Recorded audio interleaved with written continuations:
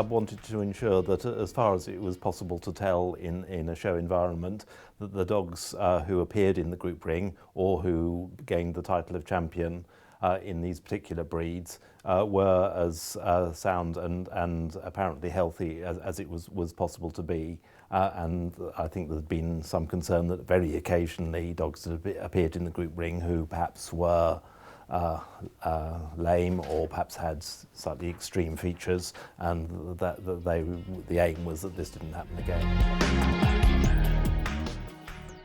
The Kennel Club has decided that these 15 breeds should be described as the high-profile breeds.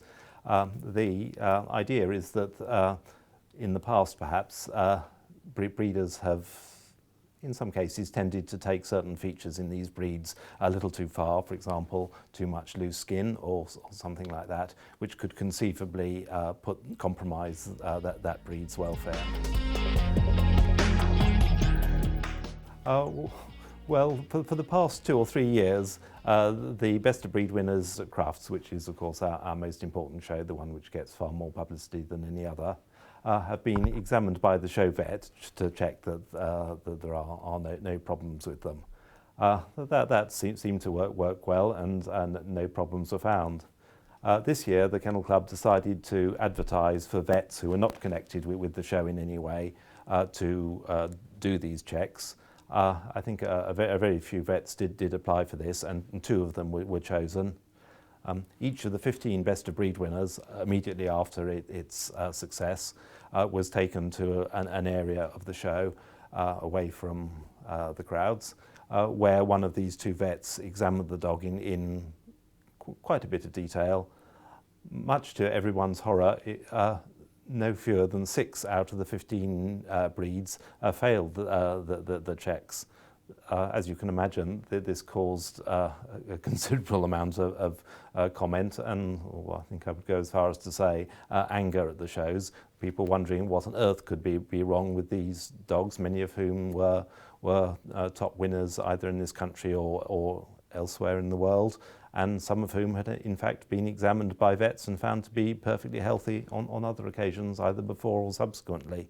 The exact reasons why these 6 dogs failed their checks were never made public by the Kennel Club. It was deemed to be confidential, but the general impression seems to be that in each case the vet found something they didn't like with the dog's eyes.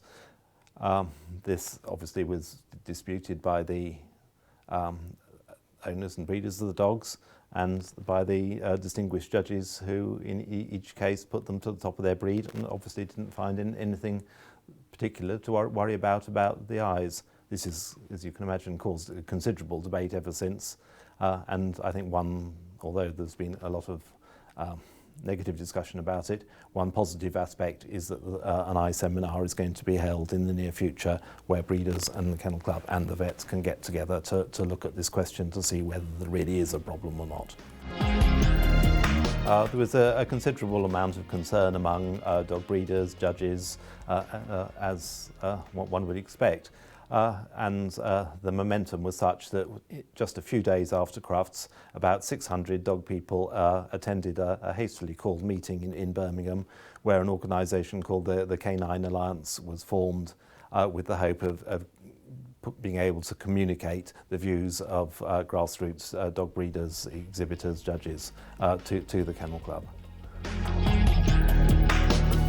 I think firstly there were various aspects of the way the procedures were done at Crufts. In 1 or 2 respects they were not as had been previously publicised, and I think it was generally felt that the judges and in particular the exhibitors were concerned were left rather humiliated and left rather high and dry by the whole thing. The main objection in principle was that a number of people think it's unfair to single out 15 breeds in this way. I think if the aim of all of us, whether it be breeders, judges, exhibitors, the Kennel Club, is to have dogs, particularly those who appear in the show ring, to be as healthy as possible, but that should apply to every single breed, not just the 15 which some people feel have been unfairly picked upon. So certainly the people who formed the Alliance and many others feel that perhaps every dog who appears in the show ring should have a vet certificate, but not that just certain breeds should be picked upon in this way. These checks were not just going to take place at Crufts, obviously that's the show which gets all the publicity, but they were going to apply to every single all breed and group championship show subsequently. So the best of breed winners in these 15 breeds have been examined at shows ever since. The extraordinary aspect of this is that whereas 6 out of 15 dogs failed at Crufts, at all the subsequent shows, only 2 dogs out of the approximately 100 that have been examined so far have failed. And this, I mean, to many people's eyes, that doesn't seem logical. What was different about the dogs at Crufts? They come from the same set of animals that are shown in this country and overseas. So many people find this extremely hard to understand. One heartening aspect is that a number of dogs from the 15 breeds have gone on to do really well in the all-breed competition. Indeed, at the recent Bath Championship show, no fewer than 4 out of the 7 group winners came from these breeds, including the ultimate best in show winner, the very sound moving St Bernard bitch.